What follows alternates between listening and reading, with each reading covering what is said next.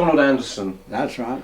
Thank you very much for giving me some of your time to talk about Harlow. And all my IT films start with a simple question: is to the best of your memory, your recollection, why did you come to Harlow? Because I was offered the job. Quite simply, I was 20 something. I'd been fooling around trying to find a job for life and failed. So those early days Yeah. in Harlow, what memories do you have of your job and what you were doing? Well, what I was doing, I was supposed to find housing tenants from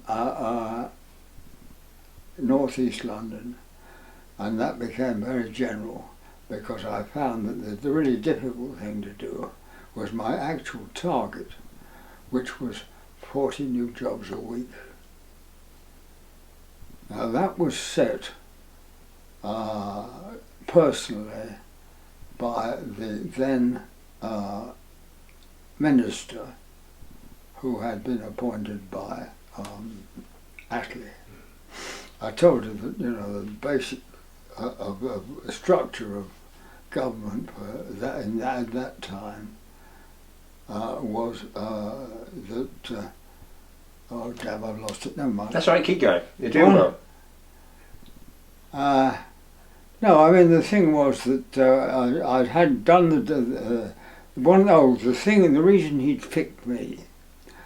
This is Gorgeous George, as I call him, because not only the locals but the national papers billed him as the most eligible husband. I'd say bachelor. Yes. In Essex, and you know. So, just to get our mind around this, so your job was very much to do with the new town, with a building. Entirely, yes. I mean, I was employed by the Quango. Yeah. After this interview, I started work that July, and it was only when we built Chippingfield that I could move my family there. Right. I was. So let's get into Chippingfield. What memories, what memories do you have of Chippingfield? Well, I was finding tenants for all the houses, so I picked the nicest one for myself. As simple as that. I had the end of a terrace. Yeah. Which was away from the traffic because the M11 goes, the old A11. Yeah, sliced through the old Harlow. Was the cricket ground there? What? Was the cricket ground at Chippingfield? Was there a cricket ground there? Cricket field was next to me on my left, as it were. You know. Okay. I mean. Let's stay in Chippingfield. Well, that's Chippingfield. Yeah, Chippingfield. And what was it like though, living there? Were you living amongst? I mean, was it like living in a building site? When did it become like a real street? Half of it was allocated to people because they'd built it. The other half was mostly allocated to members of staff who were having a high old time with expenses coming from Cardiff, which was my staff. They were engaged by my boss from Cardiff because that was where he worked, and so it went on. The general manager and the treasurer were living. Well, they expected me to buy first. Everything resembling a decent house, and they had one of such each. Was it tough? Tough? Was it when you moved to Chippingfield and your life at this time? Was it a tough life or was it an easy life? Well, it was a busy one. Busy. Very busy.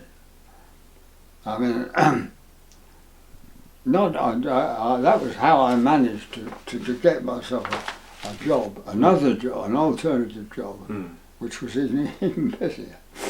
But I mean, as far as Chips was concerned, straight away wife who, in addition to being a German refugee, had got herself not quite a first at Oxford, and therefore had very firm views.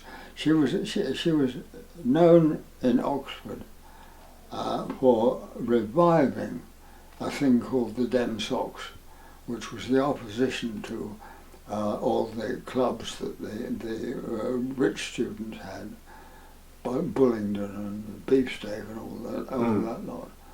And that was really her impact on Oxford. And then she was dragged by me to Chippingfield, and she immediately said we must have a Labour Party and I'll be the chairman. Right. And I said, "Why, do we really need one?" She said, "Oh yes, you'll have to be the leader." And we built up for the 1955 election a Labour Party which was competent. I say that advisedly because we chose them ourselves, to run the new town as it grew. And at that time, the target was only 60,000. Present population, as anybody will tell you, was 85 plus. So, I mean, you can see that it was sort of jumping on a moving ball, if you like, something like that. So can you remember your day-to-day, I know it's a long time ago, but your day-to-day job? Yes. My first priority was post, of course, to see what I'd been offered, and to priority treatment for firms like Big Farm, Glaxo as was, and Standard Telephones, who was bought their research there on conditions that they weren't put in on an industrial estate according to Gibbon. So I had to find them off-site.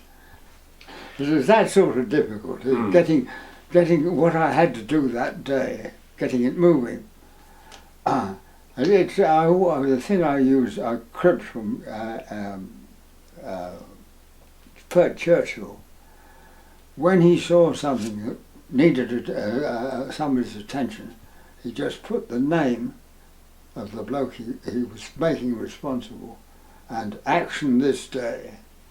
And that was the slogan for me. Either I could unload on somebody else, or I had to do it myself. Just the name you've plucked out there, hugely important name. So we'll just get this now. How involved was Sir Frederick Gibbard? He lived there. He lived there. I mean, quite distinct from the architects and master planners and what have you of all the new towns, of which there are now 30. None of them. They took it as a job and a fee and walked off. Freddie was quite different. He found a little, found himself, I didn't find it, but he found himself a little cottage by a stream, and his wife was Irish and had, I think, 4 children, and that was their playground. He built them an island which was a fort. You must go and talk to who knows best. Well, let the museum guide you. Yeah. But it is now, as it were, a public park, because Freddie, in his will, gave it to the town on the grounds that, you know, he had it for his family. And his second wife filled it with very expensive statuary, and that was where she was the originator of the much famed collection of art. I mean, Freddie chose the pictures which are in the town hall, and his second wife chose the statues, which were sort of spread around the town. But did you get the feeling from him that things were going right? Was he happy with the way things were being built and developed? Were there any sort of, you can imagine, falling out or high praise? There was nobody who was really opposed to it. I mean, he had been teaching architecture at Bedford Square, which was reckoned to be the best school of architecture, and he was the principal.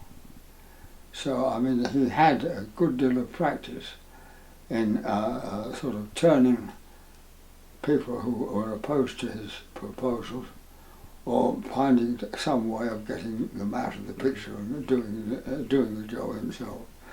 So, I mean, he took it as I don't know, a life work or something like that. And I mean, so did the others to an extent. Well, and when you say the others, to the best of your recollection, are there any other names and people? Oh yes, well, I mean, you start obviously with the committee, the council. Before there was a statutory council, the Quango consisted of the man who'd been dealing with the Blitz and the income tax in the chair, of course. The general manager, as a sort of secretary bird. We used to call them clerks in those days. Now it's a sort of insult to and the other chief officers. Which brings us to a point. Were there objectors to the new town? Oh yes. And how did they make their feelings known? You see, the farmers knew that you couldn't get. We had about 10 miles square through. The civil service had drawn a ring round, and that was the desecrated area, as they said. And so there were 13 farmers, and 7 of them happened to be named Anderson. Right. So, which is another reason. No, that was the reason why what was her name? Before she was Mrs. Soper. I shared one of the buildings. I had the upstairs, she had the downstairs, because she wanted to get the people, you know. Okay, Donald. Right, 3 years in living in Chippingfield. Yeah. Everybody all did the different skills. Mm-hmm. Was starting from scratch. I mean, they hadn't got any understaff, undermensch or whatever, and they hadn't got a stock of anything. So I was first in the line, as it were, because what we had to have was not Freddie's plan or the ring that the civil service had made to designate, but an actual ownership. And I was very fortunate in this, because about 3/4 of it, the actual freeholder had, I think it was, or more than half the farm tenants, whether their name was Anderson or not, as tenants, and obviously they had to be smooth talked by me, because I was the only one who could jingle a bag of compensation at them. And I was in the position that every time I gave in to somebody and gave them more than I thought they were due for, I had to give twice as much to the next one. So were they hard people to negotiate? But a farmer, whatever he grows, he takes to market, and he stands there. I mean, my grandfather was in Doncaster Corn Exchange. He got a desk there, which was a sort of the place of work. And the farmers came, and he with samples, and he priced them in what he knew of the market, and the bakers and the users of lions and people like that came and bought from him.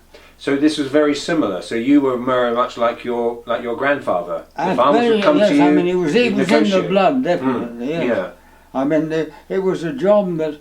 I mean, the other the people who were doing my job, starting up other new towns, they came to me for advice. Yeah. Because they said, "Oh yes, well, how did you do it?" And one of my favourite excuses was because the code of compensation is laid down and well established, nothing to do with new towns. Public Utilities Street Work Act, which... But wasn't this a compulsory purchase order, so wasn't all the power in your hands in the end? You know, you could say, well, was there a point where you could say take it or leave it? Across my desk, I think is what happened. I mean, there was... I had as it were, a job from the Quango itself by... this year's we had to have a budget with Parliament, of course, and it was my job to make out a budget for land, and it had to have dates to it because our engineer and the county's engineer both wanted access to the land. For different reasons, well, I had to sort of fit them together. One of the standard complaints about people who are afflicted by the Public Street Works Act is, "Oh, damn it, the gas was here this year, and they've just put it right, and here you are, the water company, patching it up again." Well, that was something I had to avoid, because it would mean in total that I should overrun any budget. So these negotiations with farmers, would you go onto the farm, into their house? Would you go to them, or would they come to you? Oh well, I mean, I had a letter from the minister of the day, which said, you know, this man can do anything, or words to that effect. You know, he has Parliament's permission, was the phrase used, sort of passport, special passport. What about the Arkwrights? Do you recall anything about the Arkwright family? I recall lots about the Arkwrights because they were, or at least, can't even remember his Christian name, but the particular Arkwright who was in possession of 3/4 of the of my designated area. He was a nice guy, but he was basically, he wanted to be an artist. And in fact, I think it was my constant deals with him, stage by stage. Well, I want this farm I want that house next week. I want this farm, but before April, you know. And to let people know who live in Harlow now, this land that we're discussing, is this land, say, round by the clock tower, Mark Hall, around that area? Where is this land that you were negotiating with the Arkwrights? Can you recall? Well, certainly all that was Arkwrights. They had Mark Hall, and I was naturally that would have been my office, and I had to buy it, despite the fact that at the Land Army, Women's Land Army final party, they'd had it for the war, and they caught it alight. I think deliberately, but anyhow, it was a burnt ruin. So that was one good house pushed out, and the tail end, the sort of smaller part of was Potter Street and the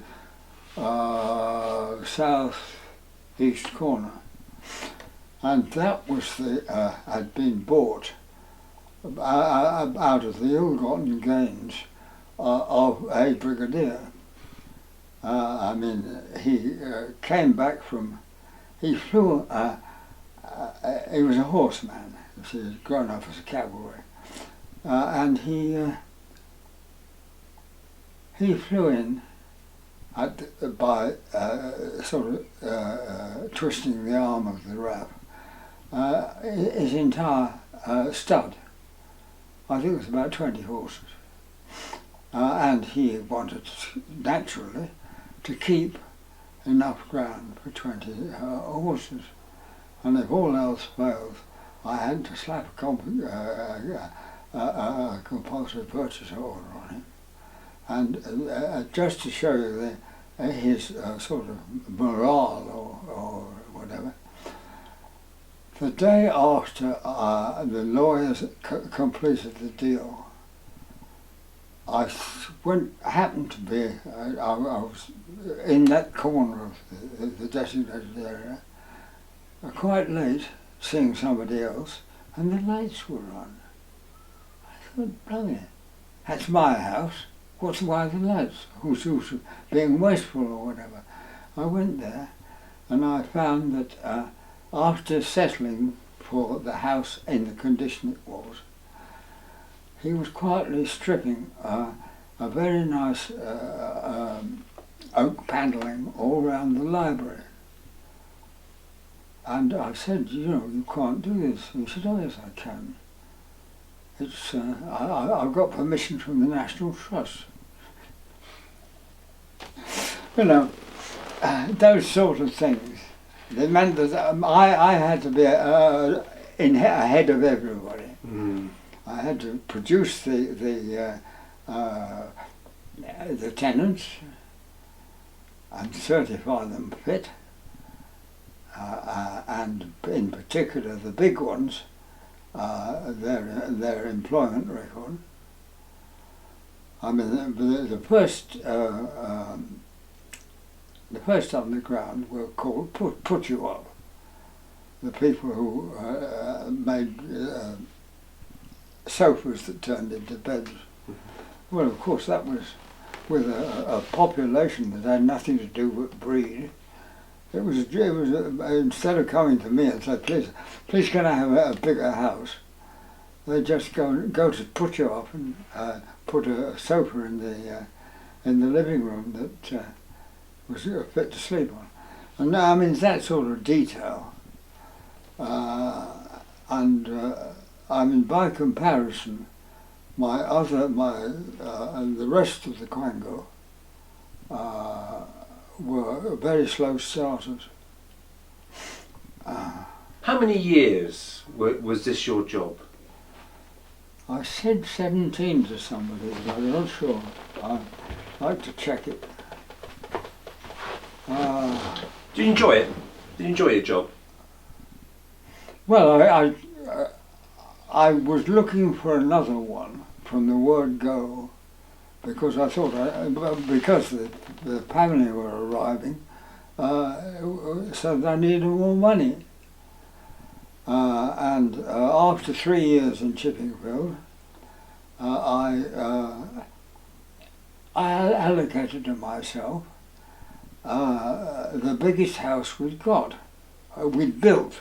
Sorry, it was nowhere near as big as the old manors, but I mean, and that was down the bottom of a cul-de-sac, and that thing that you see on the wall, that one, was over the door. All right. And that's another story altogether. Right. But, I mean, so you moved from Chippingfield to which street? Ladyshot. Ladyshot. Yeah. Ah. And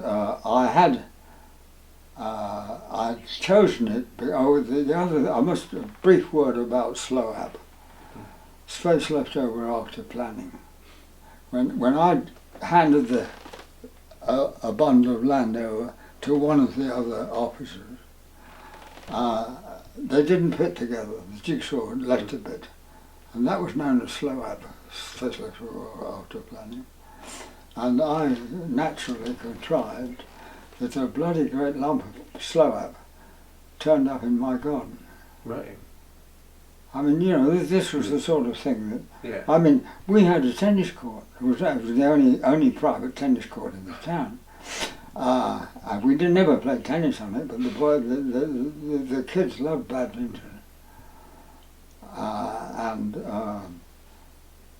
I mean, just an example, you know, very little. We had a real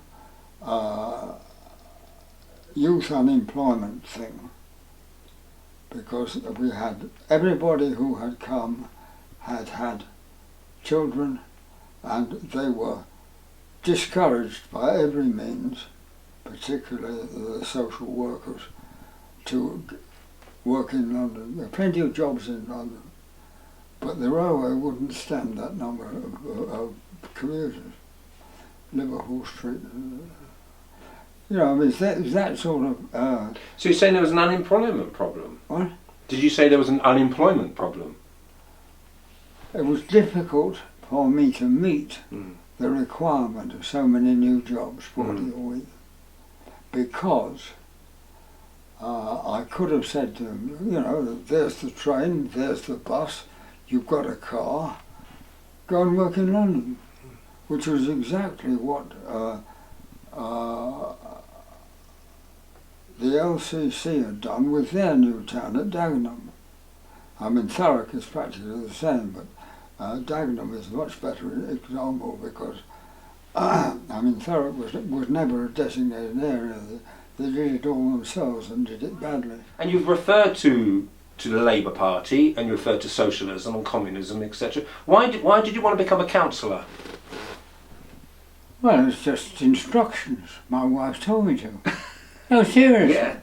I would regard myself as completely apolitical when I started on Harlow.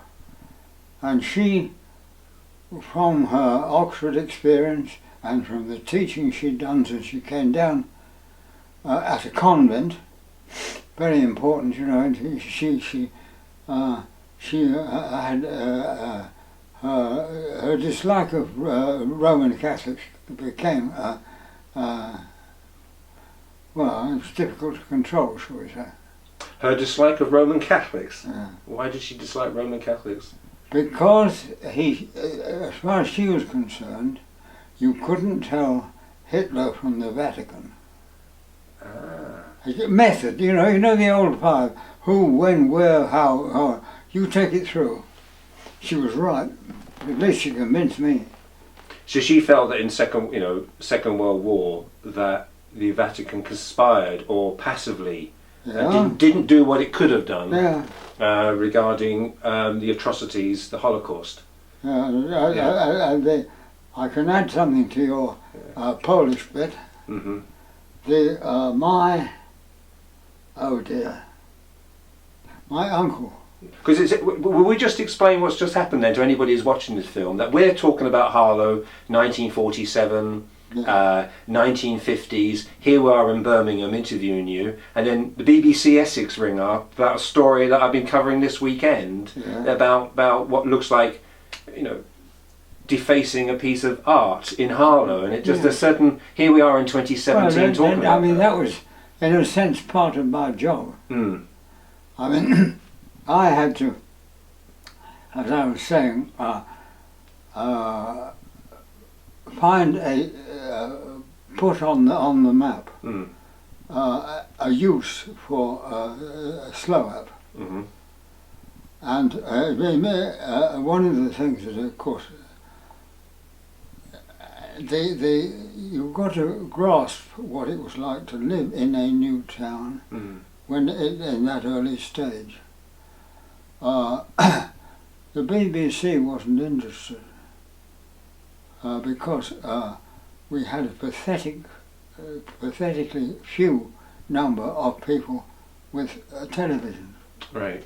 And they all had radios, and they were used to listening to radios, and very few of them ever read a newspaper, so that what they got from the outside world was really rather boring, and therefore I would go on at length, if pressed, to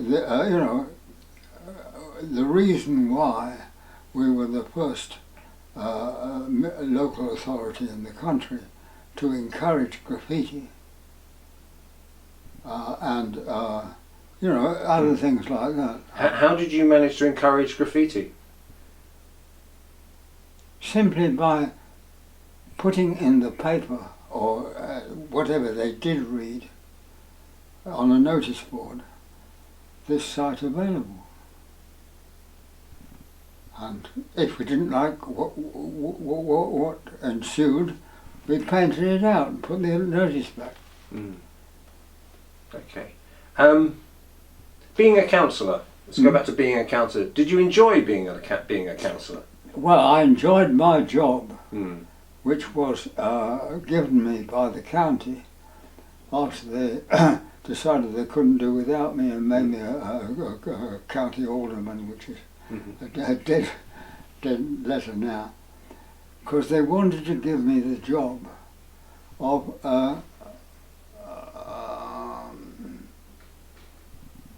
building schools fast in claim, and I can't prove it because nobody's got the figures, but I claim that we produced in Harlow far more than the proportion of baby boomers, because every child who was born in Harlow, it was our job to make sure that there was a job for them. Mm. That was our target, and not to simply to say, well, go and buy a car on the Never and drive in, or take the Green Line coach or whatever. And so that meant that I willy-nilly, my school building was very much directed at the kids as they left school, and that was a very fast increasing slope. My best estimate is that we were six times the English. And don't count the Scottish because it's got other problems, and the Welsh. But as far as English education authorities were concerned, Harlow had so much more than its share from me. We had share of what, Donald? Available money. Right. Okay. Yeah. I mean, there was so much. All the money that we were using for a new town was in the same kitty as Ashley had for everything else to win the peace with in Churchill Spread. So that's an interesting phrase you come up with. Do you think Harlow was an example of how we won the peace? Well, I don't know about Harlow, but as far as I'm concerned, I'm jolly sure it was. Yeah. You see, I had to, like so many other things, I had to get ahead of the war. I had to say, okay, 40 new jobs a week. That's what God says. Mm-hmm. God, incidentally, to me, stands for General Overall. There's nothing religious about it. I'm an agnostic. But having to be ahead of that tide meant that I got about a third, about a sixth of the money I was dealing with as county alderman to build new schools. And at that date, the population already in the town, which is what everybody else had to go on, was when this whole trouble started with our first 1,000 houses.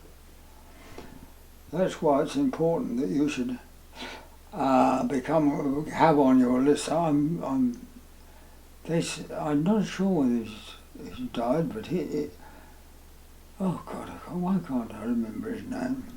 Okay, Never mind, I'll do my I'll research. find That's the my book, I'll job. tell you. Yeah. Your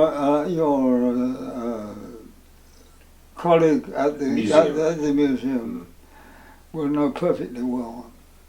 So will the treasurer, because immediately we had a row on our hands. Don, the county man, wants to build a school so fast that we can't do it on the we can't service it on the present rate. And when you're saying schools, eventually this is what became Mark Hall, Bird Mill. Yeah. Freddie put 4 divided the town like that, so that everybody who was in a secondary school could walk or bike to school. I mean, that was the town planning aspect, and quite right too. And we built, well, I think I'm right in saying we built 6. Yeah, Mark Hall, Burnt Mill, Netswell, Latin Bush, Braesgrove, and Passmore's. That's right. Yeah. I thought and Stewards. Did I mention Stewards? Yeah. And later on in the mid-60s we had St Mark's, a Catholic school as well. Yeah. Yeah. So you can see I mean, in terms of jobs, there was building labour, school teaching, and that was the only way I could get anywhere near the target that that actually given me. So, I mean, you know, that you've got to fit in because it's important, but you're setting the agenda. Did you enjoy your life in Harlow? I mean, was it did you get to enjoy like the town park and the cycle tracks and the summers? Well, I look back on it and say that those were happy times. I suppose the real answer is that I am competitive and aggressive and so on and so forth, and that comes from both my jobs, and so it also applies to my spare time. I mean, I took an interest in amateur dramatics, and moot house players, and I made the. I remember making an announcement that they insisted that I was, what do they call it, non-political for my year in the chair. I must have a turn like everybody else. What do they call it, blogging's turn or something like that, anyhow. And when I in my reply to the sponsor and seconder who spoke in the council chamber, I said, as far as I'm concerned, I'm your complaints manager, and I forget for this year that I'm a politician, and nobody liked me for that, because that was what it said in the rule book. But nobody ever kept to it. Talking of politics, I think somebody that you admire and continue to admire, but he was Stan Newlands. Oh Lord, yes. Yeah, why is that? Well, he was a peasant. You know, I mean, he really was. He lived in North Wales. His family did, and there was no reason for him to be in any way involved in the new town. He could just have stayed there and lectured at one of the London unis or whatever. But he chose to be a policy maker in the Harlow Labour Party. I mean, he was for a long time the secretary. When he gave up, it was very difficult to find anybody as secretary, and I'm afraid my wife had to take the job on, and that was too much for her because she was already getting ill. But that's another story. So that is the situation. I mean,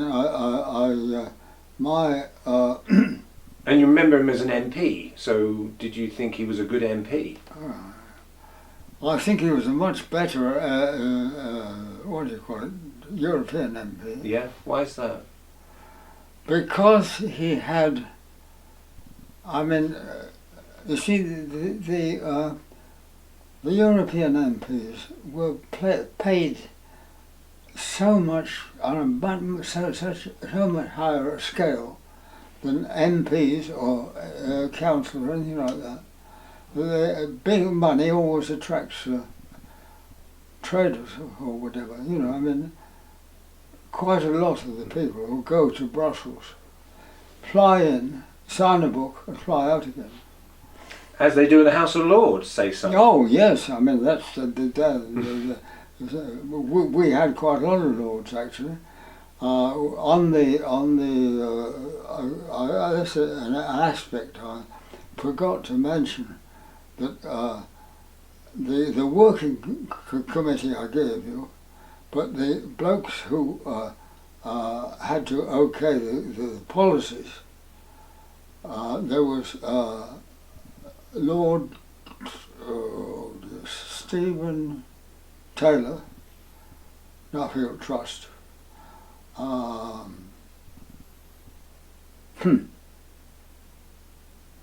No, it's a sort of question I need notice of. That's all right. I can fill in the Yes. gaps there. That's not a problem. So keeping on our final question on politics, I guess there's a couple. I've got a couple more on politics, and we are. Are you surprised that Harlow had, for a period of time between 83 and 97, a Conservative MP, and now has an MP, Robert Halfon, who has a majority of 8,000? And if there was an election tomorrow, some say that could be 10, 12,000. Are you surprised that a town like Harlow has a Conservative MP? No, I mean, that is inevitable. Anywhere that is a success, whether it be municipal, school, whatever, it's got to be Tory, because they covet it for their own individual purposes. That's another job for George. Was finished with politics, and they finished with me, and I'd also finished with sex, and that was the point at which I realised that I had reached my peak or whatever. Yeah. And it was downhill all the way. Okay. Are you proud of your work that you undertook in Harlow? Well, I'm not a proud person. Nothing I felt really proud about happened until after I'd done my war thing. And that, I mean, in case of being proud, or at least having something to report. But in conclusion, a lot of people have said to me, as I said, I've been undertaking all these interviews about Harlow on its 70th anniversary. Are you pleased that people have said to me, you must go and interview Donald Anderson? I'm amazed. No, well, it's a nice tribute though, isn't it? Everybody has tried to expunge me. I can show you the official record. Yeah. When I was, we had a very reliable committee clerk, who was a great chum of mine, and he kept his own personal record, which is true. And if you compare that with, for instance, Ron Bill, who wasn't even there then, things I did are credited to, what's the man's name? Anyhow, you will have a list from everybody of the chairman of the council year by year, because we started right in the beginning to say, well, this was a Bocking's turn, and we all had a go. Yeah. And if you give me a list, I can mark those who were so keen to expunge my record completely. Mm. That the Ron Bill, you've probably got the Ron Bill book. I have, yes, I've read that. Well, this period, Mm-hmm. he wasn't there. He's helped to invent a load of rubbish. Yeah. I Well, mean, the Ron is still alive, so we need to be careful what we say on film, otherwise... well, I know. Yeah. I mean, I've tried to find ways of getting back at him. Yeah. And he's a very slippery snake. Same as Lloyd George. Indeed. And we must also pay tribute to your wife and her work in Harlow, mustn't we? Well, I mean, she's got something to congratulate herself about, which nobody has attempted to. I mean, damn it, last time they had a celebration, well, it was 50 years or something, they even sent an invitation to Sonia, not knowing she'd been dead for years. Mm. But they never thought of me, they didn't want me. No. Well, here I am to correct that. No, well, I mean, You know? I tried to correct it myself. I spoke to Stan Newens and crashed the party. And what would be a fitting tribute to your wife's work for Harlow? Well, I mean, we've got to recognise the fact that she had 5 conceptions, which is enough work for her. And she put in some very useful work as a teacher. But at that time, you may not believe this, but it's true, at that time the NUT said that if a female teacher gets pregnant, we discharge her as soon as she shows. Okay. You know, sort of. Yeah. But what about, let's pay tribute to her work, her achievements. What do you think her achievements were within Harlow? Well, you've got to talk. Well, he's on the record, but he's dead. You've got to talk to his father, her dad, about that, because he was a communist hero, and he's the only man I've ever heard of who got 2 Stalin prizes. Yeah. That's a quick way of some. I mean, he did. She thought that he had abandoned her in England rather than risk the Atlantic in the state it was, with all the submarines.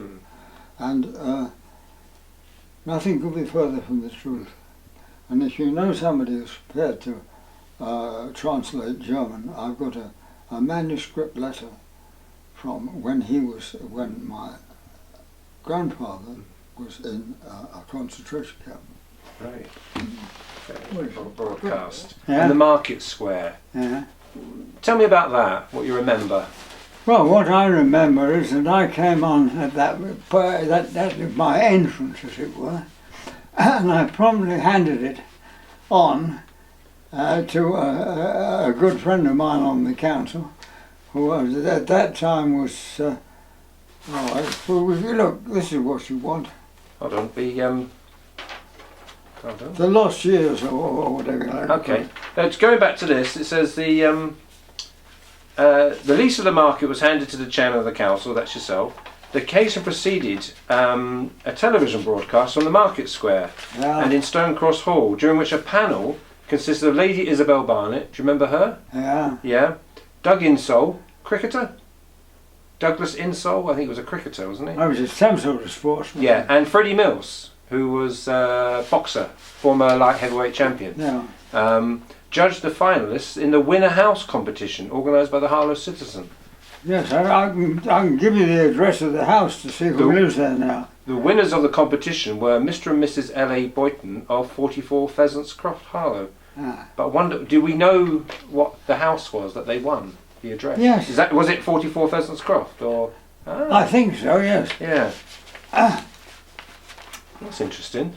That's the only time I met him. Oh. And it was in the middle of a hurly-burly.